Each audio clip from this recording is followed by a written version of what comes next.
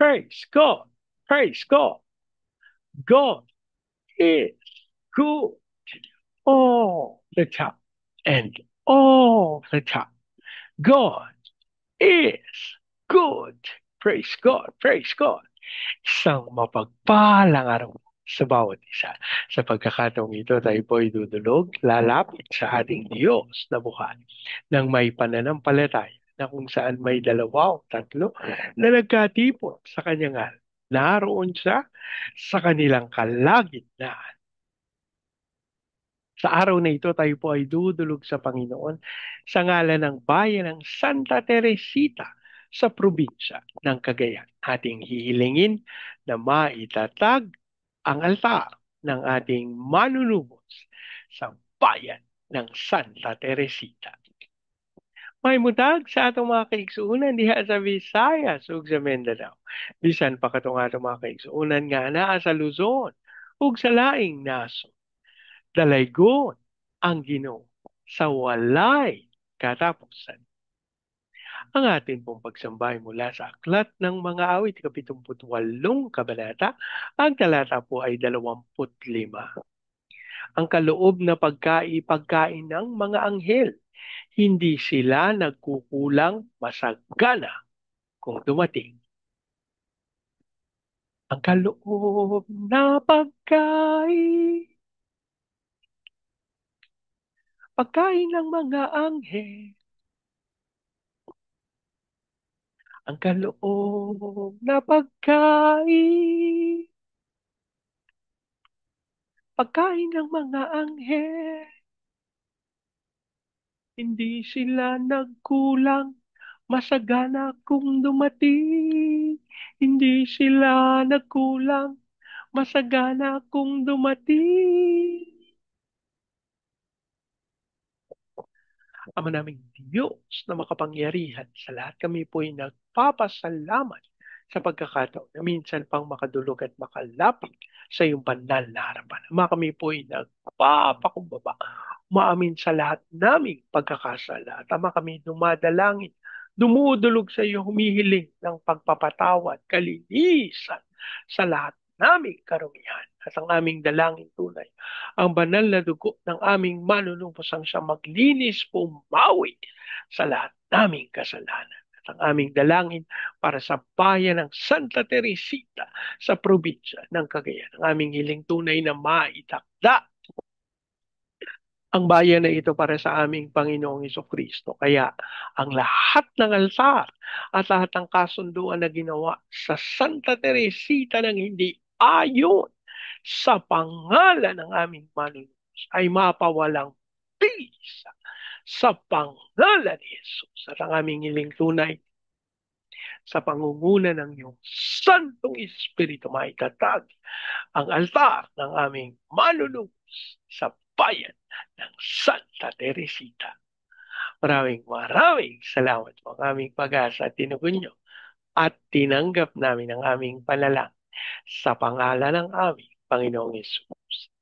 Amen. Amen. Amen. Amen. Amen. Amen. Amen. Praise God. Praise God. Ang atin pong pagbubulay ay mula sa Aklat ng Genesis, ika-31 kabanata, talata ika-45, ika-54 hanggang ika-55. Pagkatapos nagpatay siya ng isang hayop at ito'y inihandog doon sa bundok, nagsalo-salo sila at doon na rin nagpalipas ng gabi. Kinaumagahay, uwi na si Laban matapos hagkan ng kanyang mga anak at mga apo.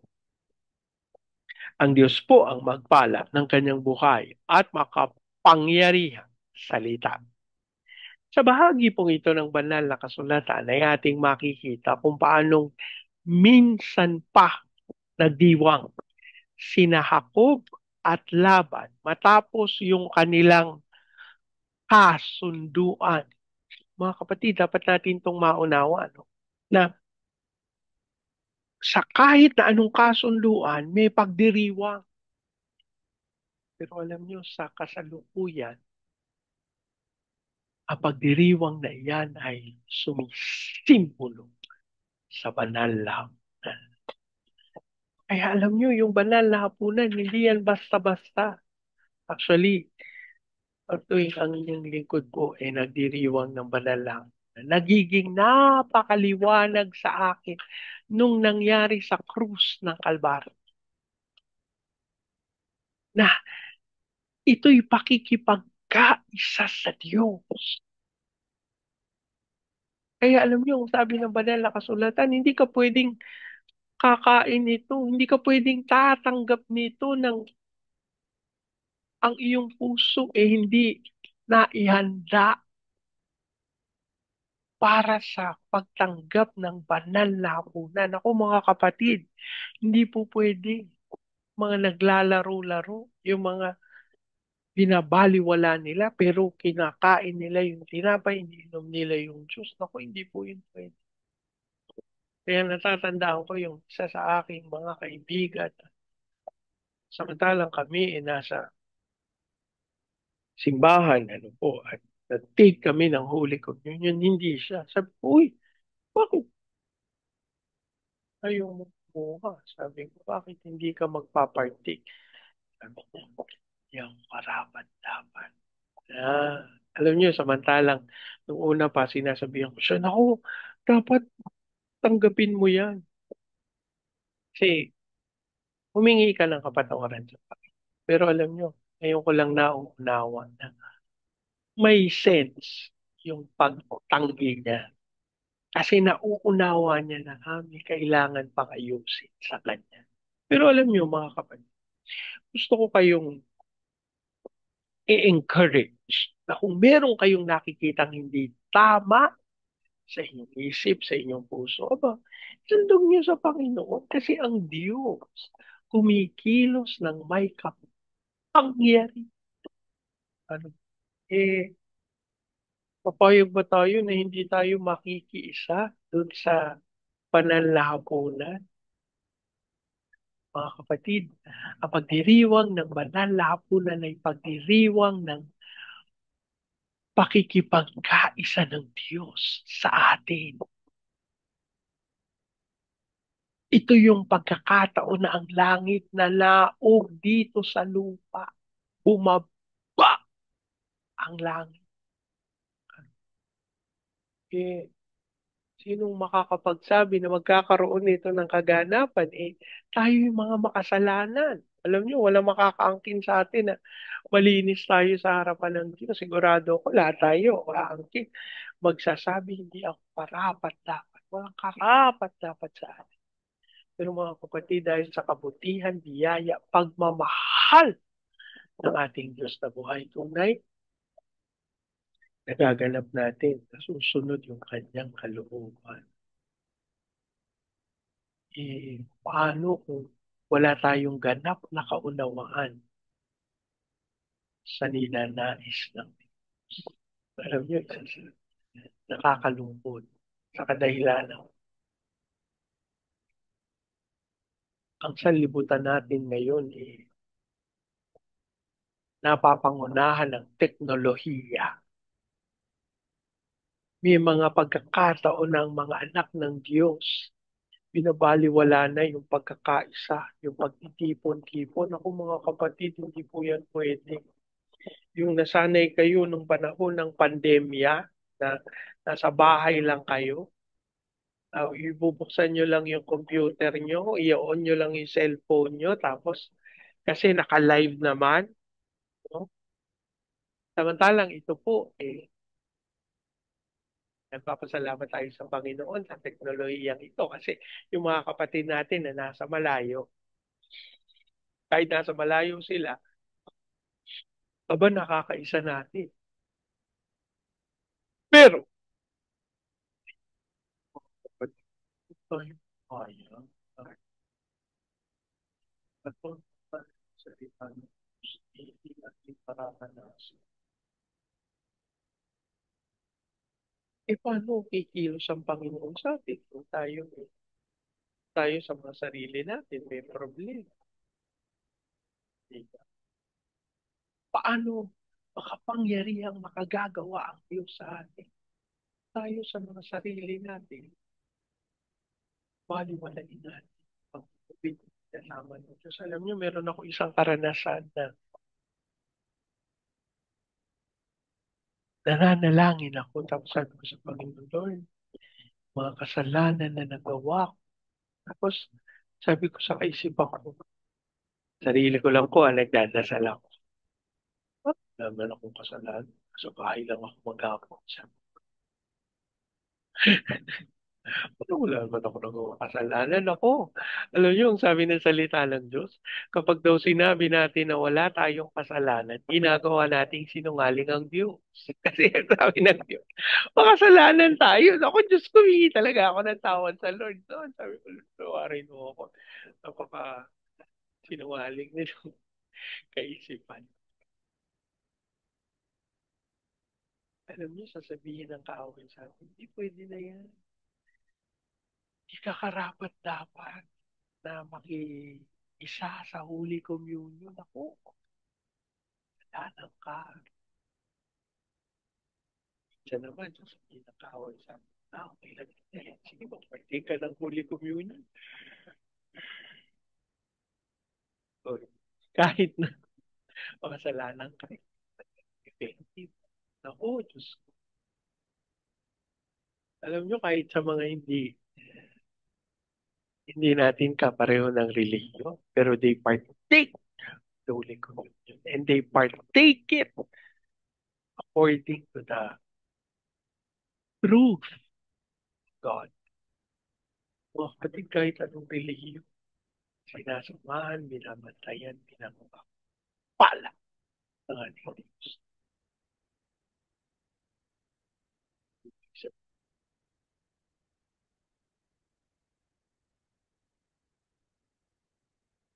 Pupugin natin that as we partake with anything in accordance with the purposes of the Lord, tayo humingi ng pagpapay sa Diyos.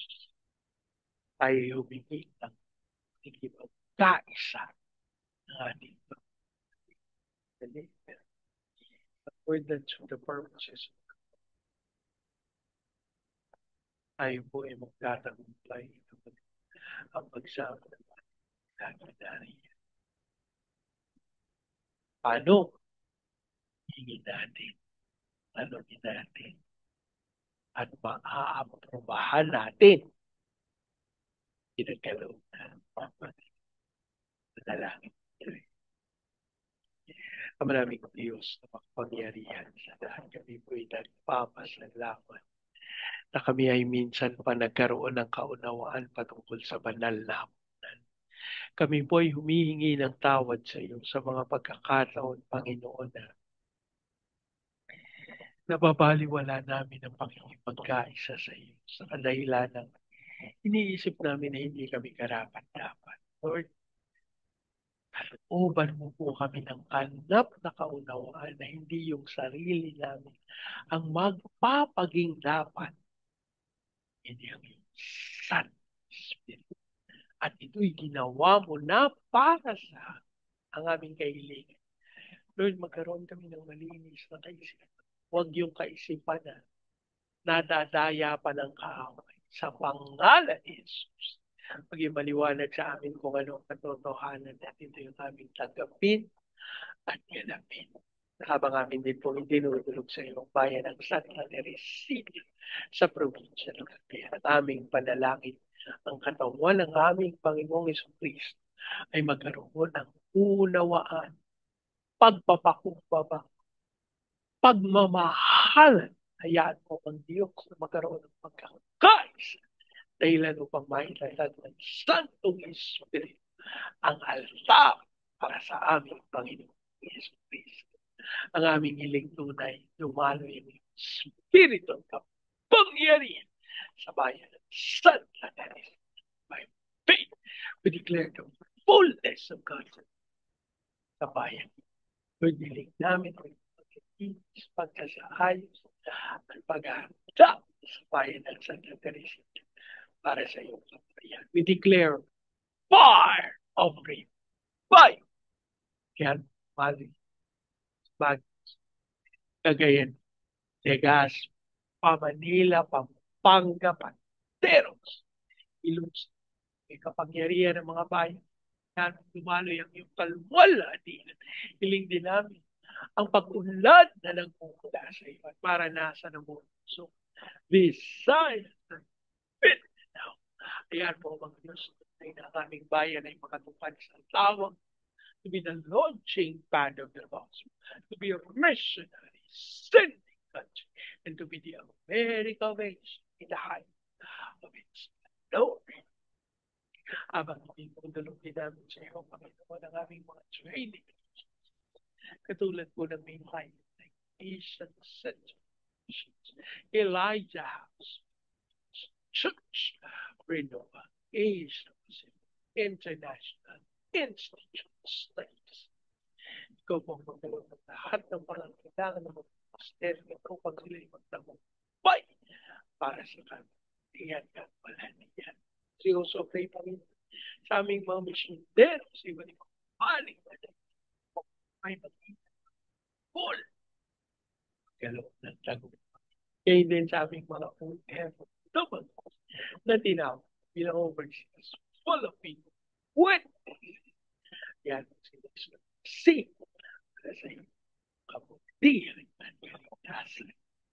At you also pray Panginoon sa aming President Marcos, Vice President, sa Senado, Congress, Judiciary, Military, Police, Local Government.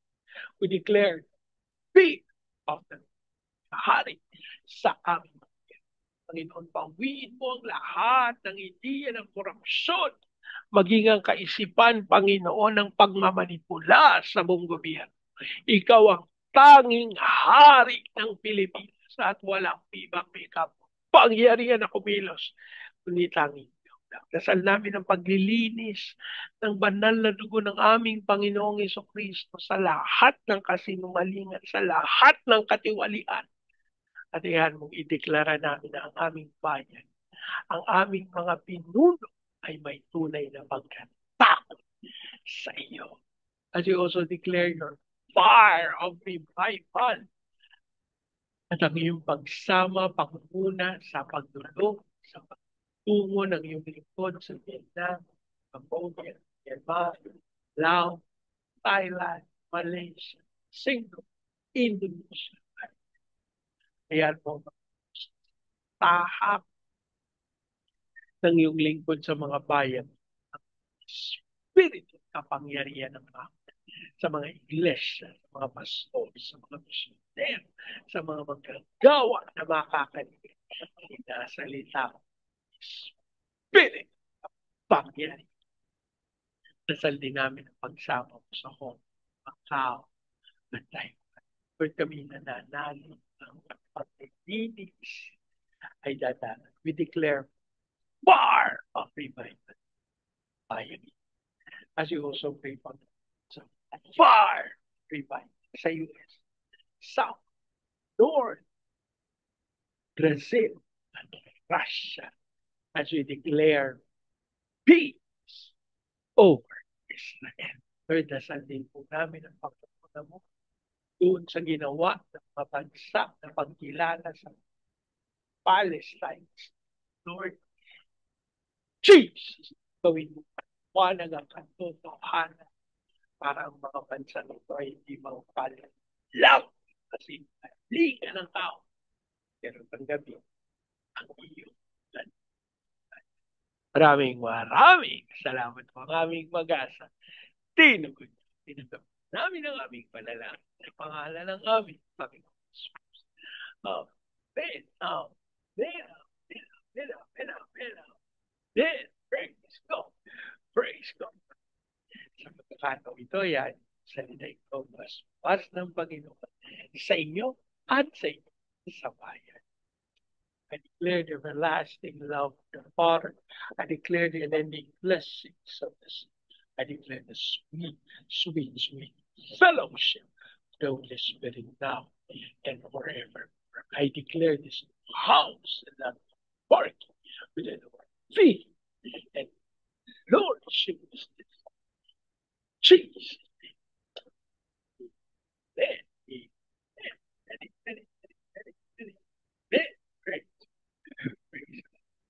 nating tatandaan sa mga subok, problema, kahirapan, sakit, karamdam, tayo dudulog lalapit at tawag sa Panginoon dahil sa Diyos walang imposible. Hanggang sa susunod. Sama-sama nating ideklara, God bless the full of big time. And so we declare to God be all the glory in Jesus' name. Amen. Amen. Amen. Amen. Amen. Amen. Praise God. Praise God.